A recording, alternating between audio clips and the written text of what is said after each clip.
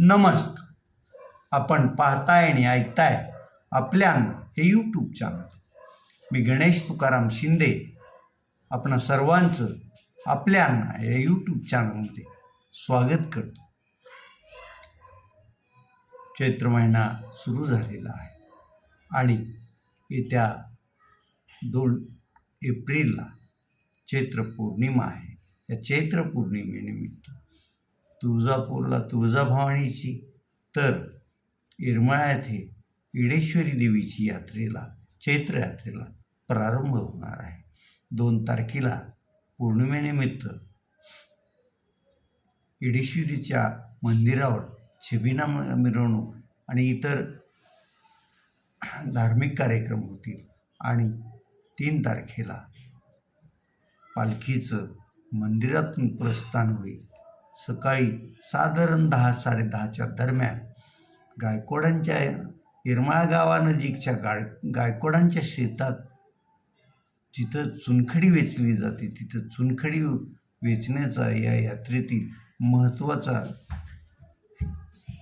कार्यक्रम पार पडेल. त्यानंतर या पालखी अमराईत जाईल आणि अमराईत येडेश्वरी देवीचं मग तिथं 7 एप्रिलपर्यंत मुक्काम राहणार आहे.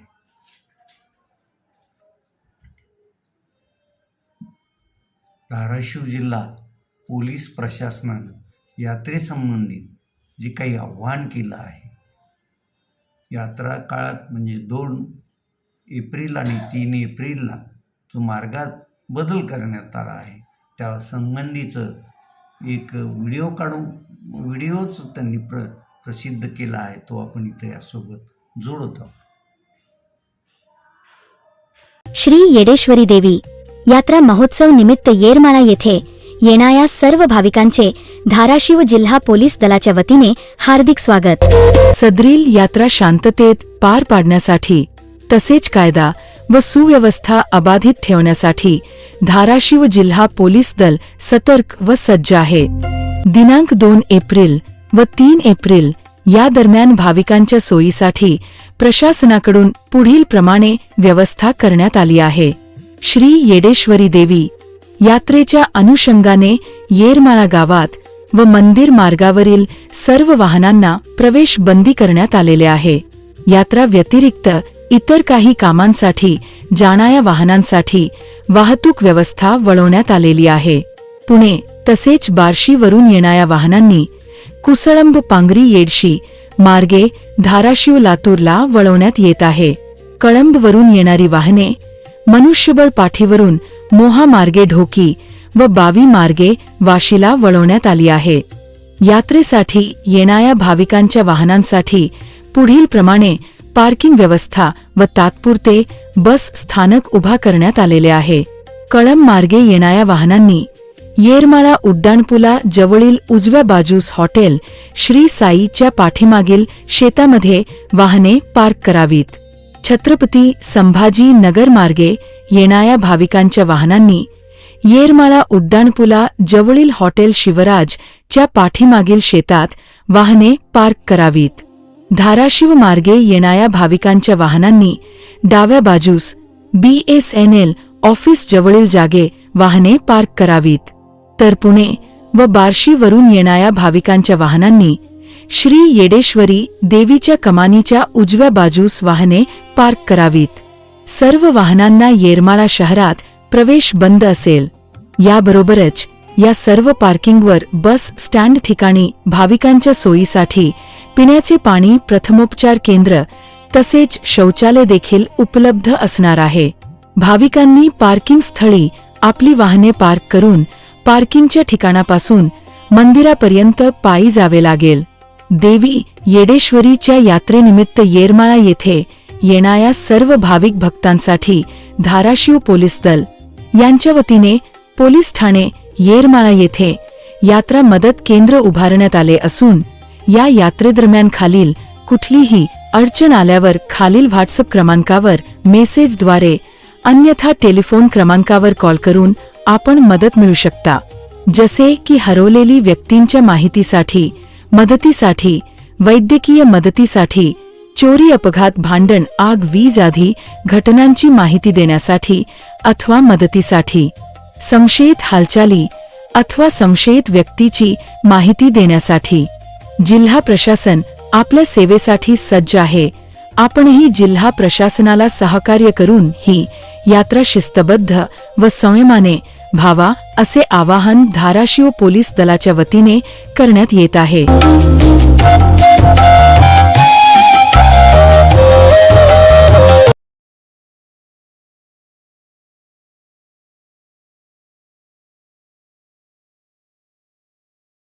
गेल्या जवळपास 15 दिवसापासून संपूर्ण महाराष्ट्रात खळबळ उडवून देणाऱ्या अशोक खरातला त्याची दुसऱ्या वेळची 3 दिवसाची पोलीस कोठडी संपली.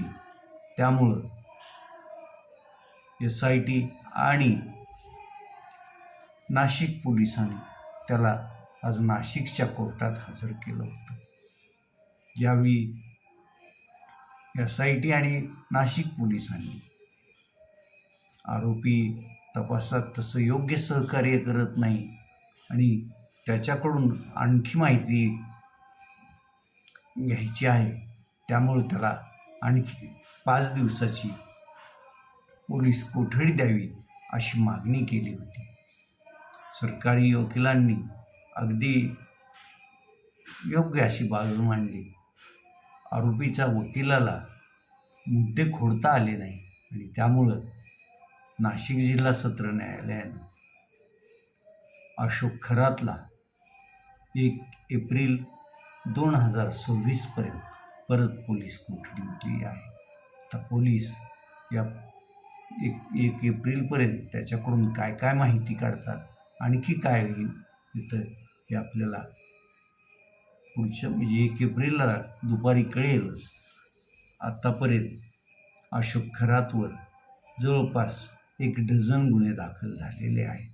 त्यात 8-9च्या आसपास गुन्हे हे महिलांच्या लैंगिक शोषणाबद्दल आहे, तर 2-3 गुन्हे हे आर्थिक फसवणुकीच्या संदर्भातील आहेत. आता अशोक खरातला जे माजी मंत्री केसरकर यांनी काल सांगितलं की माझंच एकट्याचं नाव आमदार म्हणून नाव का घेता, बाकी 39 जणांची का नावं येत नाहीत असं म्हणलं आहे.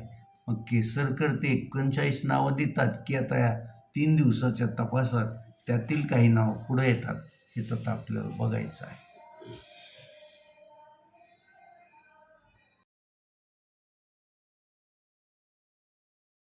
येरमाळा येथील जनहित परिवाराचे संस्थापक, जनहित पतसंस्थेचे चेअरमन प्राध्यापक संतोष तौर यांना माविमातर्फे गौरव त्यांचा करण्यात आलेला आहे. त्यांना 2025-26चा जेंडर सेन्सिटिव्ह रोल मॉडेल हा पुरस्कार जिल्ह्याचे निवासी जिल्हाधिकारी आणि तेरखेड्याचे सुपुत्र असलेले विद्याचरण कडवकर यांच्या हस्ते आज 9 तेजस्विनी महोत्सव सुरू आहे, तेथे हा पुरस्कार देण्यात आला. या पुरस्काराचं स्वरूप सन्मानपत्र, त्यानंतर मेडल असं आहे. संतोष तौर यांनी त्यांच्या कामाच्या यातून अनेक पुरस्कार आत्तापर्यंत मिळवलेले आहेत. यापूर्वी त्यांनी जी पतसंस्थेची ही महाराष्ट्राची मुख्य संघटना आहे, तिच्याकडून जवळपास दरवर्षी त्यांची पतसंस्था उत्कृष्ट कार्याचा पुरस्कार मिळवत असते. तसंच विविध सामाजिक संस्थेकडून पण संतोष तौर यांना पुरस्कार मिळालेले आहेत. त्यात कैलासवासी पवनराजे स्मृती गुणगौरव पुरस्कार आहे. आजचा जेंडर रोल मॉडेल पुरस्कार आहे. पुण्या मुंबईच्या अनेक सामाजिक संस्थांनीही त्यांचा गौरव केलेला आहे. त्यांना आज हा जो पुरस्कार मिळाला त्याबद्दल आपल्यांना हे यूट्यूब चॅनल त्यांचं अभिनंदन करतो. 19व्या IPL स्पर्धेत आज दुसरा सामना मुंबई येथे होत आहे. दुसरा सामना आजपर्यंत पाच वेळेच्या आसपास IPLची स्पर्धा जिंकणाऱ्या मुंबई इंडियन्स संघाची लढत ही कोलकाता नाईट रायडर्स बरोबर होणार आहे.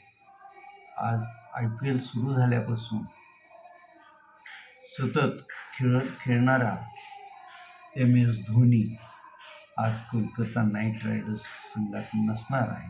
कारण दुखापतीमुळे त्याला किमान 10 दिवस विश्रांती घेण्याचा सल्ला फिजिओथेरपिस्टने दिलेला आहे.